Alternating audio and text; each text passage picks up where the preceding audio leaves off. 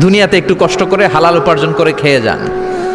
আল কানাআতু মিনাল ইসলাম, অল্পে খেয়ে তুষ্ট থাকার, আল্লাহ শুকরিয়া করা, এটার নামই ইসলাম।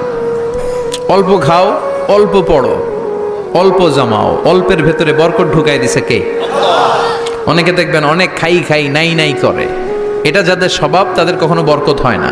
অল্প খাবেন, অল্প পড়বেন, আর হালালের সাথে সম্পর্ক করবেন। আল্লাহুম্মা কফিনি বিহালালিকা আন হারামিক ওয়া আগনিনি বিফাদলিকা আম্মান সিওয়াক। বিশ্বনবী দোয়া করতেন, আল্লাহ হালালকে আমার জন্য যথেষ্ট করেন, হারাম থেকে আমারে বাঁচিয়ে রাখেন। পড়েন আমিন। হালাল অল্প হলেও হালালে বরকত আছে না নাই? হারাম বেশি হলেও এটাতে কোনো বরকত নাই, ঠিক কিনা? বলেন তো, গরু খাওয়া হালাল না হারাম? কথা বলেন। কুকুর খাওয়া হারাম। প্রতিদিন কসাই খানাতে এরা কি কুকুর জবাই করে না গরু? গরু জবাই করে।